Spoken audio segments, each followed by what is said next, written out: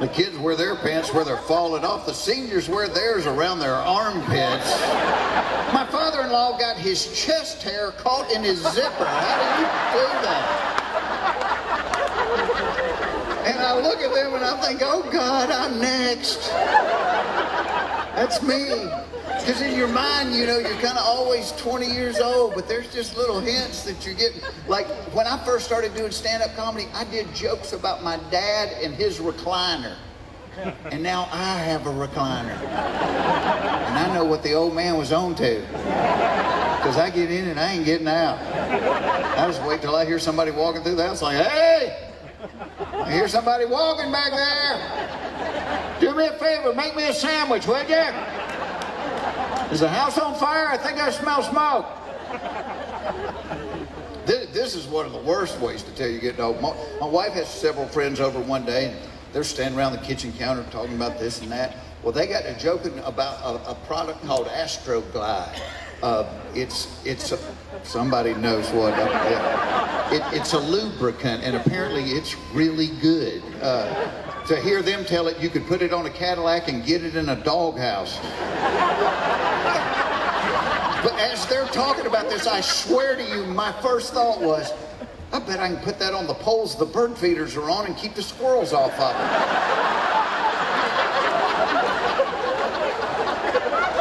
That's just sad. We were talking about 3 or 4 months ago, I was doing a show with Larry and Bill Engvall, and Larry was kind of kidding us because Bill and I have both crossed the 50 line, and Bill and I got to talking. 50's a weird age because, like, you know, when you turn 50, they're going to throw you a party, but you know you're not going to get real presents. You get gag gifts, you know, the giant boxes of brand cereal and the 6-pack of reading glasses and the hemorrhoid ointment and the backache pills, and everybody's laughing, and I'm thinking, yeah, y'all just saved me a trip to the store. But 50's weird because all of a sudden, once you hit 50, you're supposed to have medical tests done to you, stuff you've never even thought about in your life. And not too long ago, my cute little wife scheduled me my very first colonoscopy. By applause, how many people have had the joy of this experience? Okay, this is for the rest of you. And by the way, do get a colonoscopy when you get, because it'll save your life. It really will save your life in colon cancer. But so, there's some of you may not even know what I'm talking about. Let me break it down. In the Latin, the word colon means intestine. The word oscopy means to attach a camera to the end of a garden hose and ram it through. I think that's what oscopy means. Now, there's 3 steps to a colonoscopy. The first step is the pre-surgery consultation, which you do a couple of weeks before the procedure. And let me tell you this right now. Pay attention during the consultation. And I say that not because I did, but because I didn't. Oh no, I'm a comedian trying to get laughs, looking at the doctor going, boy, I bet you meet a lot of asses in this business, don't you? Not even a smile from him. Now the second step is the day before preparation, because before they put this camera through you, they want you totally cleaned out. Now my wife went and bought all the ingredients for the preparation. She put them on the kitchen counter, but she was out that afternoon, so she kept texting me, now remember at 3 o'clock you're supposed to start the preparation. Oh, okay. Well, the first part was you were supposed to mix 64 ounces of Gatorade with 10 large packets of Miralax. Now, the back of one packet of Miralax says, may cause loose and watery stools. 10 large packets of Miralax is guaranteed to clean out the Alaska pipeline. Well, if I had paid attention during the consultation, I would have remembered that you were supposed to spread the 64 ounces out over a period of 3 hours. I still don't remember hearing that part. So I mix it all together and I down that 64 ounces in 8 minutes and 34 seconds. And I know because I timed myself. Now the only thing left on that counter is a bottle of something called magnesium citrate.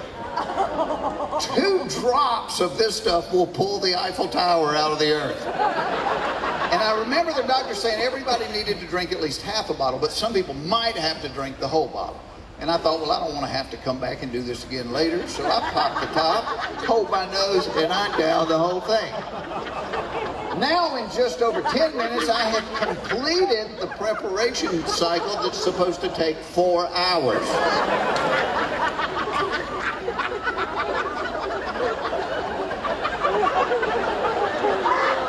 And it wasn't very long after that, my stomach started making some noises.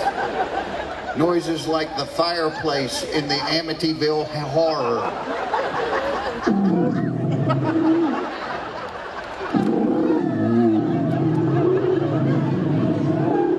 Run through the bowels, run through the bowels, run through the bowels.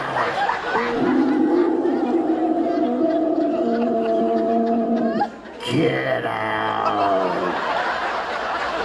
At which point my underwear tapped me on the shoulder and said, run.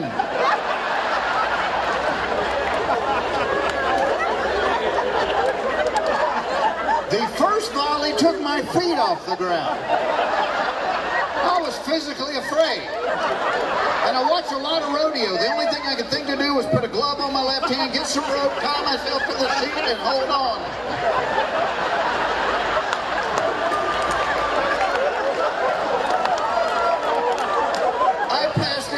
I've ever eaten in my entire life.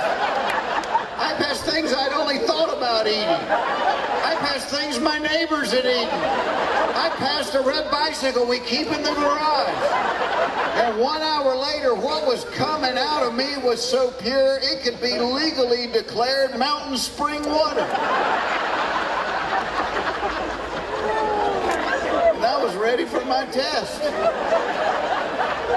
Well, I show up the next morning, and this was the part I was dreading the most, the actual procedure. It ended up being the easiest of the 3 steps, thanks to an IV they give you with Demerol in it.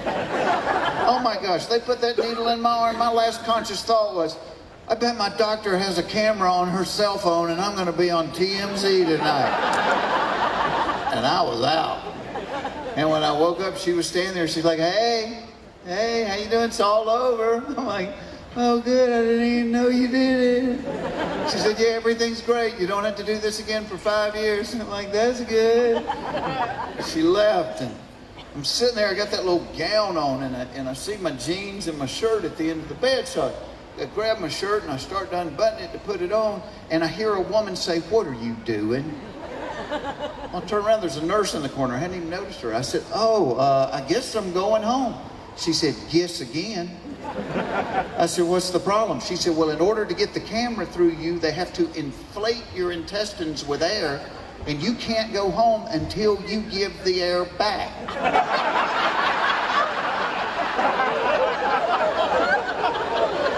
I said, all right, I will. She said, well, I have to verify that you do. At which point I noticed she is holding a pen and a clipboard. And I remember career day in high school. Nobody told us you could get paid good money for rating farts on a clipboard. Because I have friends that do that all the time for free. But here's the problem. I grew up in the South. My mother taught me never to do this in front of a woman, especially a woman I don't know. And so even though I really need to do what she wants me to do, I can't. I lock up.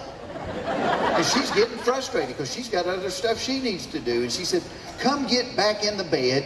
She said, get on all fours and lower your shoulders to the mattress.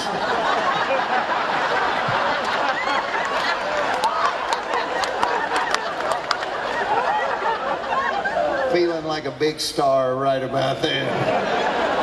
But as soon as I get in that position, I can tell this is going to work. And I thought, well, if I'm going to embarrass myself in front of this woman I don't know, why not do like I did with the preparation and just get it all over with at one time? So I thought back to my wife's childbirth classes and that breathing they taught her. and I did the big push just like they showed her to do. And what came out of me was so loud and so long, Fred Flintstone clocked out from work. And I said, "Can I go home now?" She said, "Please do."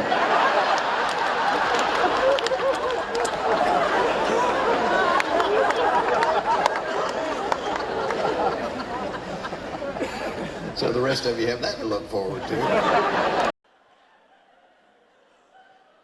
I don't know why when a woman gets in the bed, the temperature of her feet and butt drop to below freezing. It could be 98 degrees outside. That butt is ice cold and want to put it on you. It's like snuggling with a butterball turkey.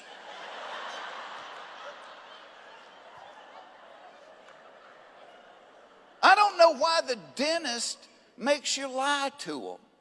Like every time I go to the dentist, they'll be looking at my mouth. They're like, "Ooh, you have not been flossing every day, have you?" No, not every day. Let me think. The last time I flossed, you did it.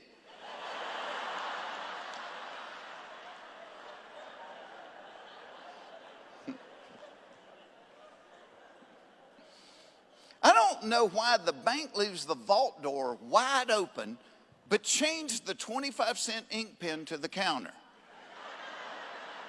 And why does the drive-up banking window have directions written in Braille? They do. Look at it the next time you're there. I don't know why the people with the worst breath always stand the closest to you when they talk. They're like, "Guess what?" I don't know. You have a dirty diaper in your mouth? And, "Can I tell you something?" "Okay, but do it quick. I can only hold my breath for 30 seconds.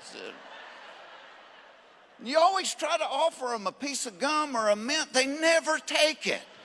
They're like, "Oh, no thanks. I don't like the way those taste." Yeah, I can see where you wouldn't prefer peppermint to that cat poop you're gnawing on right now.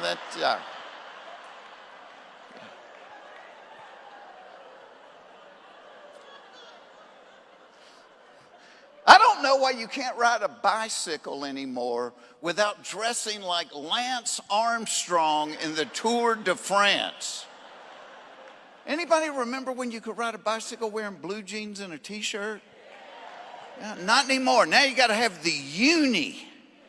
And it's not just young athletic people. You got these fat middle-aged guys. They look like the Michelin Man in a wetsuit. And they've got sponsor logos. Who's sponsoring you, Pop? Dunkin' Donuts, all right. Pedal on, doughboy, pedal on.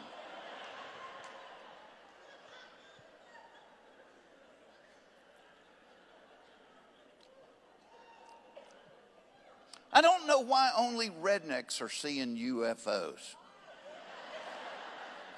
And here's the thing. You got to discount a ton of that stuff right off the top. Because my Uncle Jerry swore they had crop circles in their yard. Then we talked to his wife, found out she had called Goodwill and they'd picked up the trampoline and the boat trailer, so mystery solved.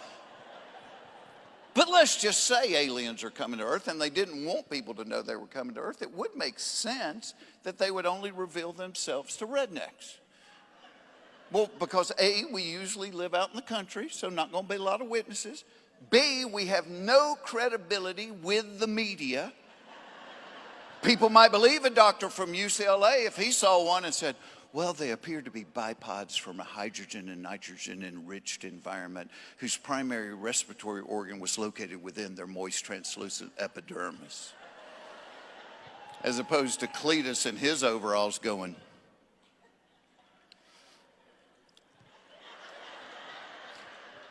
"It looked like a giant booger with real skinny legs." Okay.